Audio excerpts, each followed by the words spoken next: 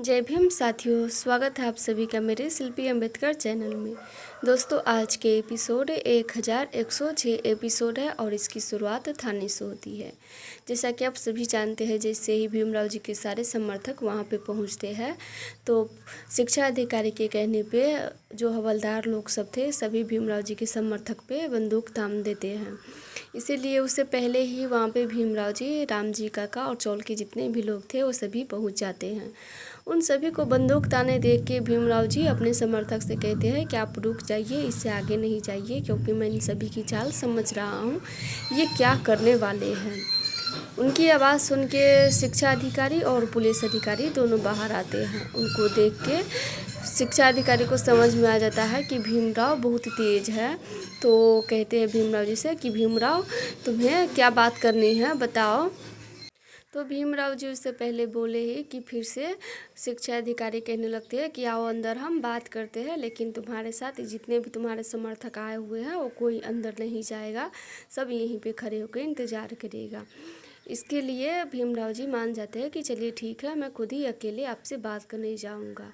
जब भीमराव जी वहाँ से जाने लगते हैं तो शिक्षा अधिकारी देखते हैं कि भीमराव जी के हाथ में एक थैला है।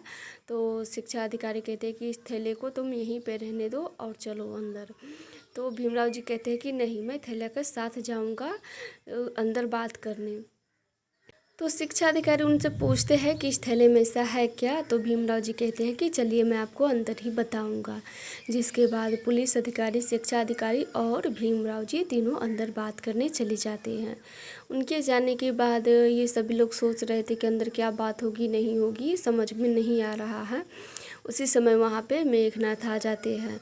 मेघनाथ आने के बाद शिशुपाल से कहने लगते हैं कि लो शिशुपाल, देख लो, बहुत तो अपने भीमराव के समर्थक का तारीफ कर रहा था, लेकिन देखो कोई भी आगे नहीं जा पाया, गया तो भीमराव अकेले ही बात करने।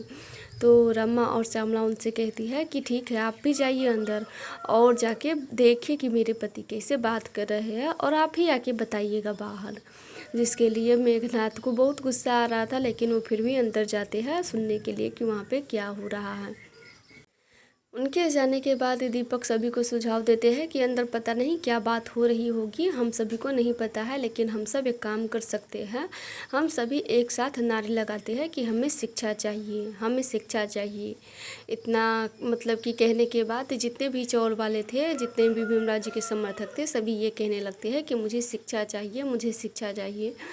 तो ये सारी गूंज शिक्षा अधिकारी को सुनाई दे रही थी। तो शिक्षा अधिकारी भीमराव जी को डांट रहे थे कि ये क्या तुम सिखा के आ गए अपने समर्थकों कि हम अंदर चले आए, तो उसके बाद ये सभी चिल्लाए ताकि मैं शिक्षा का अधिकार दे दूं। तो भीमराव जी बस उनसे एक ही सवाल करते हैं कि साहब आप एक बात बताइए, अगर इंसान की हड्डी टूट जाए, हड्डी पतली टूट जाए तो उसको कैसा महसूस होगा। तो पुलिस अधिकारी उनको बताते हैं कि उनको दुख होगा। तो भीमराव जी इसी बात को उनको बताते हैं कि ठीक उसी तरह है हम लोगों के विश्वास और उम्मीद का टूट जाना। ये हम लोगों का कोई हड्डी से कम नहीं है विश्वास टूटना। हम लोग चाहते थे कि शिक्षित बने, और लेकिन यहाँ पे देख सकते हैं पुलिस अधिकारी ने क्या किया हम लोगों के साथ। भीमराव जी थैला में जितने भी किताब कॉपी फटा हुआ था सभी लेके जाते हैं और वहाँ पे शिक्षा अधिकारी को दिखाता है ज़मीन पे गिरा के कि देखिए ये सब क्या किए हैं। शिक्षा अधिकारी ये सुनने के बाद वो कहने लगते हैं कि इतना शिक्षित होके करोगे क्या, कोई बड़ा ऑफिसर तो नहीं बन जाओगे। तो भीमराव जी उनसे ये भी कहते हैं कि आप भी तो इतने पढ़े लिखे बन के कोई बड़ा ऑफिसर नहीं बन पाए। तो शिक्षा अधिकारी को गुस्सा आ जाता है। वो कहते हैं कि भीमराव थोड़ी तमीज़ से बात करो। तो भीमराव उनको हाथ जोड़ के कहते हैं कि सर, मेरे कहने का मतलब ये नहीं था, मैं आपको यही कहना चाहता हूँ, जब आप इतने पढ़े लिखे होके भी बड़े ऊंचे पद पे नहीं जा सके तो ये फिर भला कैसे जा पाएंगे। ये 2-4 हफ्ते से पढ़ाई शुरू हुई है, तो फिर ये लोग कैसे मतलब कि नौकरी कर पाएंगे या कुछ भी। ये सब बस शिक्षित होना चाहते हैं। वहाँ पे मेघनाथ भी खड़े थे, तो वो शिक्षा अधिकारी को उकसाने लगते हैं कि नहीं साहब, इनकी बातों में मत ध्यान दीजिए, ये कुछ भी करता है, कभी भी करता है, और इस सभी का यही चाल रहता है, आप इसकी बातों में विश्वास मत कीजिए। तो जिसके बाद शिक्षा अधिकारी कहते हैं कि जो अभी बाहर लोग चिल्ला रहे हैं उन सभी को मैं अभी थाने में, जेल में अंदर करवा देता हूँ, तब तुम देखना कि उनके साथ क्या हो रहा है। तो भीमराव जी उनसे कहते हैं कि आप किस जुर्म में इन सभी को अंदर डलवाएंगे। तो शिक्षा अधिकारी कहते हैं कि बिना जुर्म के ही मैं इन सभी को अंदर डलवा सकता हूँ, तुम देख लो। जिसके बाद पुलिस अधिकारी और शिक्षा अधिकारी भीमराव जी के समर्थक को पकड़ने चले जाते हैं। उनके जाने के बाद जैसे ही भीमराव जी जाने लगते हैं वैसे ही मेघनाथ उनको रोकते हैं कि अरे भीमराव, तुम जा कहाँ रहे हो, सभी को पकड़ के यहीं पे लेके आएंगे, इसी जेल में डालेंगे, तो तुम यहीं पे रुको। और हाँ, उससे पहले तुम ये जो रद्दी गिरा दिए हो ना, इस सभी को साफ कर दो। लेकिन उनकी बातों का नज़रअंदाज करते हुए भीमराव जी बाहर आते हैं तो देखते हैं कि जितने भी हवलदार लोग सब थे सभी शिशुपाल जी के समर्थक को पकड़ रहे थे थाने में डालने के लिए।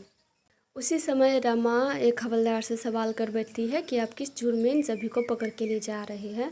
तो भीमराव जी उनको बताते हैं कि रमा, इसका जवाब तो अब ये कुलकर्णी साहब देंगे। भीमराव जी कुलकर्णी साहब से कहते हैं, जो शिक्षा अधिकारी थे, कि सर आप ही बताइए आप किस जुर्म में इन सभी को पकड़ के अंदर करेंगे। तो जो कुलकर्णी साहब थे वो बताते हैं कि मैं बिना जुर्म के ही इन सभी को अंदर करवा सकता हूँ, क्योंकि मेरे पास बहुत ताकत है। जो कुलकर्णी साहब थे वो भी बहुत ज़्यादा घमंड थे और वो उनको अपने ओहदे पे बहुत ज़्यादा भरोसा था। जो उनको सत्ता मिला हुआ था, शिक्षा अधिकारी का पद मिला हुआ था, उन पे वो ज़्यादा मतलब कि गुरूर कर रहे थे कि वो उसके सहारे वो कुछ भी कर सकते हैं और वो अपनी ताकत का बहुत प्रदर्शन करते हैं। तो जिसके बाद भीमराव जी उनको एक चैलेंज करते हैं कि आपको बहुत अपनी ताकत पे भरोसा है, तो आप मेरा एक शर्त मानिए। अगर आप जीत गए तो मैं आपको ये विश्वास दिलाता हूँ कि ज़िंदगी में कभी मैं शिक्षा की बात नहीं करूँगा और किसी को शिक्षित होने की बात भी नहीं करूँगा। लेकिन जो कुलकर्णी साहब थे वो भीमराव जी की ये शर्त मानने के लिए बिल्कुल भी तैयार नहीं थे। तो जिसके बाद राम जी काका, पूरन काका, शोभा काकी और साधना के पति जो अलग थे वो और भी कई लोग थे जो शिक्षा अधिकारी को उकसा रहे थे भीमराव जी की शर्त मानने के लिए। वो सभी कह रहे थे कि आपको इतना ही भरोसा है अपनी ताकत पे और विश्वास है, तो आप भीमराव का ये शर्त मानिए और देखिए कि क्या होने वाला है। नहीं तो हम लोग भी यही समझेंगे कि इतने ऊंचे पद पे होने के बावजूद भी आप एक छोटी जाति के निम्न आदमी से उनका शर्त नहीं मान पाए और अभी से ही आप हार गए। इसीलिए आप में हिम्मत है तो आप इनकी शर्त मानिए।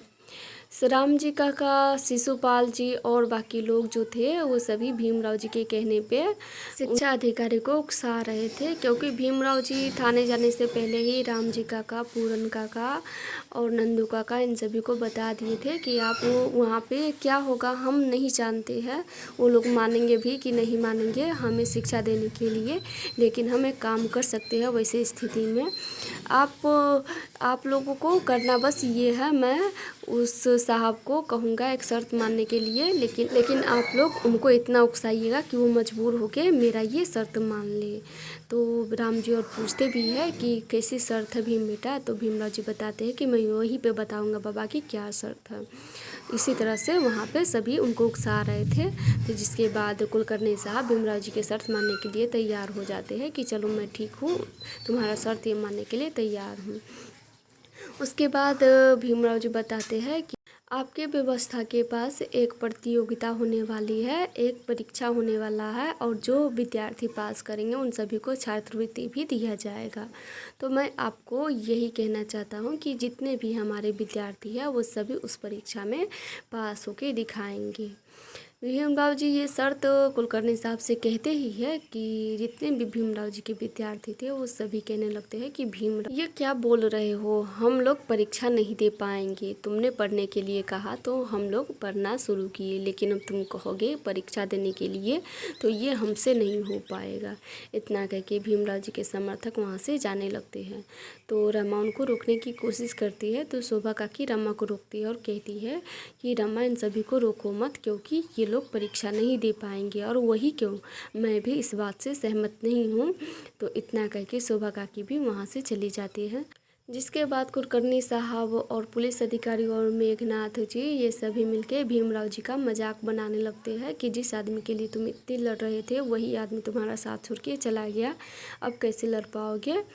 तो उसके बावजूद भी भीमराव जी उनको विश्वास दिलाते हैं कि साहब चाहे जो भी हो, मेरे ये सारे विद्यार्थी उस परीक्षा में भाग लेंगे और सभी पास होके दिखाएंगे।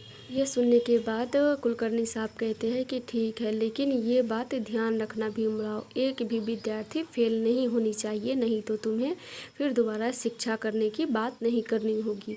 तो भीमराव जी उनकी भी बातों को मान लेते हैं कि चलिए ठीक है, ऐसा ही होगा, अगर एक भी विद्यार्थी मेरा फेल होता है तो मैं आगे से शिक्षा की कभी बात नहीं करूँगा। जिसके बाद एपिसोड समाप्त हो जाती है। अब इससे आगे क्या होगा ये मैं अगले एपिसोड में बताऊँगी। फिर मिलेंगे अगले एपिसोड के साथ, तब तक के लिए जय भीम।